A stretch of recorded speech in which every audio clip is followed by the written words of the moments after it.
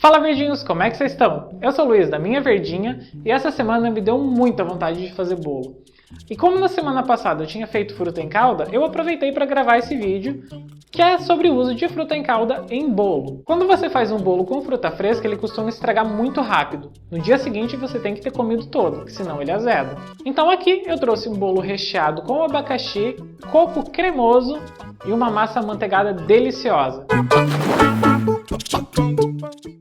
Se você gosta desse tipo de conteúdo, já se inscreve aqui, toca no bongzinho para receber todas as notificações quando eu postar vídeo novo e já curte esse vídeo que assim o YouTube entende que ele é relevante e vai mandar para mais gente. É o seguinte, o nosso bolo é muito simples, mas tem 4 etapas. Uma massa, 2 recheios e uma cobertura. Então a primeira coisa que a gente vai fazer é pegar os ovos e ligar o forno. Se você começou a fazer essa receita e ainda não ligou um forno, é um motivo para você se inscrever. Porque se o teu forno estiver frio, o teu bolo vai abatumar. Se ele abatumar, a culpa vai ser da receita. Mas essa receita eu testei várias vezes, então a culpa não é dela, é do teu forno que está frio.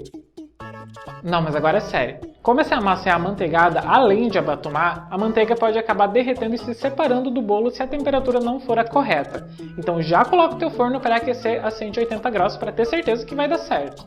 E para essa massa, você começa colocando 230 gramas de manteiga em temperatura ambiente na tua batedeira. Pode ser que a manteiga tenha alguns pedaços no meio, então eu sempre gosto de bater ela para deixar ela toda homogênea, toda lisinha, realmente em ponto de pomada. E quando ela estiver toda homogênea, toda cremosa, eu coloco 1 xícara de açúcar e vou continuar batendo. Eu bato até ter mais ou menos o dobro do tamanho, não vai chegar a dobrar, mas quanto mais você bater, mais macio e mais úmido vai ficar o teu bolo. E depois do açúcar, você vai quebrar 4 ovos, adicionando 1 a 1 a esse creme de manteiga e açúcar. Tem que ser 1 a 1 para que essa massa não desande, para que você não acabe batendo demais. Depois que coloca os ovos, ela acaba ficando um pouco mais pesada, e se você bater muito, todo esse ar que você colocou no começo vai acabar caindo. Então bate 1 a 1 com cuidado. Aí você vai pegar uma tigela e separar 2 xícaras de farinha de trigo peneirada e 1 colher de sopa de fermento químico em pó. Já mistura ali para que entre bem homogêneo ali na nossa mistura. Aí adiciona a metade dos ingredientes secos, envolvendo a massa com cuidado para que você não perca todo esse ar. Aí você acrescenta 1/3 de xícara de leite, ou 80 ml, e mistura de novo, com calma. Aí coloca o restante dos ingredientes secos e continua misturando.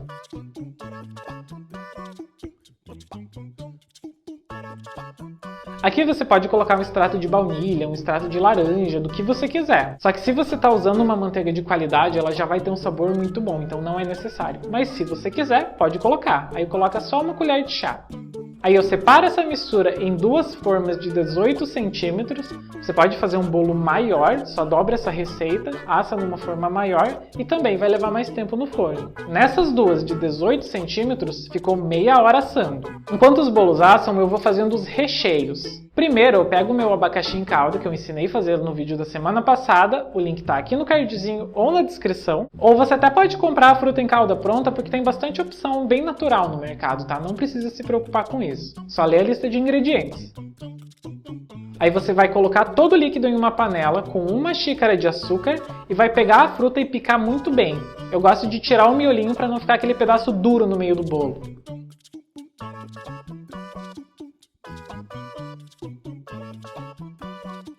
Aí eu levo para cozinhar em fogo médio para alto.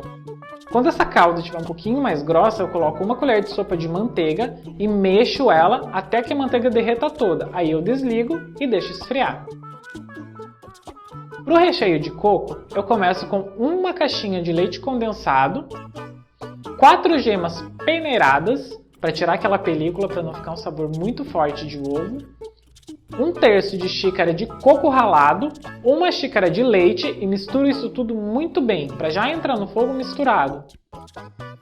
Aí eu também coloco 1 colher de sopa de amido de milho dissolvido na menor quantidade possível de líquido. Eu usei 1 colher de sopa daquela quantidade de leite que eu coloquei antes. É importante ser em pouco líquido, porque senão você acaba não dissolvendo direito o amido e fica todo engruminhado ali no meio, e a gente não quer isso. Aí com tudo isso misturado, já homogêneo fora do fogo, a gente leva para o fogão. E você vai mexendo até engrossar, até chegar no ponto na P. em que você passa a espátula no fundo da panela e o caminho não vai se fechar de novo. E esse recheio a gente também vai deixar esfriando.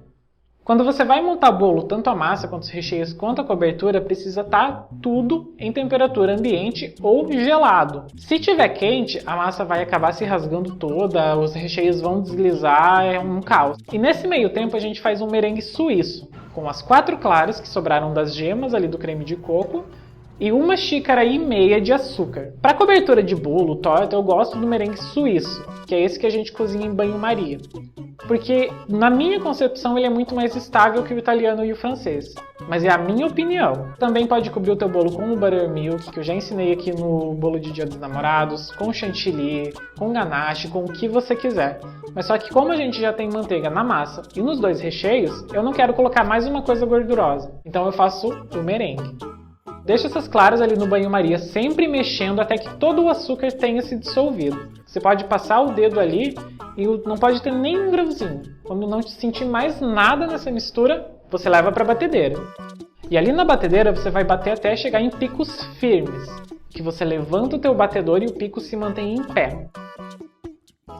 Eu gosto de fazer o bolo com camadas da massa bem finas e do recheio também, porque eu não gosto de quando como o bolo eu sentir só a massa ou só o recheio. Então essas 2 massas ficaram um pouco altas e eu vou cortar cada uma delas em 3 pedaços. Para cortar o bolo é bom deixar ele na geladeira um pouquinho, porque essa massa amanteigada vai endurecer e não vai soltar tanto farelo. Ainda assim vai soltar um pouquinho de farelo, mas bem menos.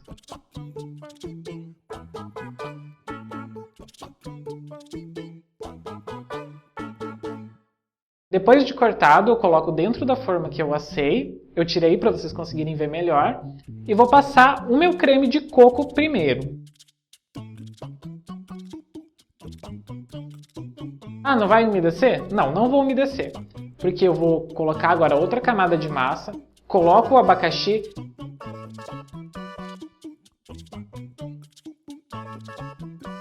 e esse abacaxi tá tão úmido que ele vai umedecer o bolo todo, tá? E as camadas são bem fininhas, então só continua. Aí depois de colocar o abacaxi, eu coloco mais uma camada de massa e continuo construindo essas camadas até acabar a minha massa. No caso, são 6 camadas de massa e 5 camadas de recheio. Depois que ele está montadinho, eu coloco na geladeira por pelo menos umas 2 horas para a massa ficar firme e eu conseguir espatular ele bem. Aí depois desse tempo, eu pego o meu merengue e vou começar a espatular o meu bolo.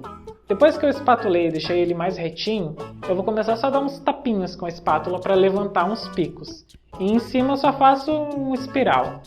Depois disso eu pego o meu maçarico, queimo o meu merengue e tá pronto o bolo. Volto para a thumb.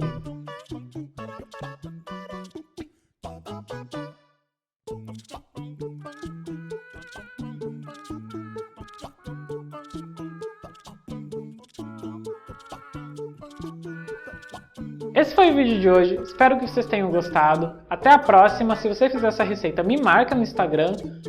Até a próxima e tchau!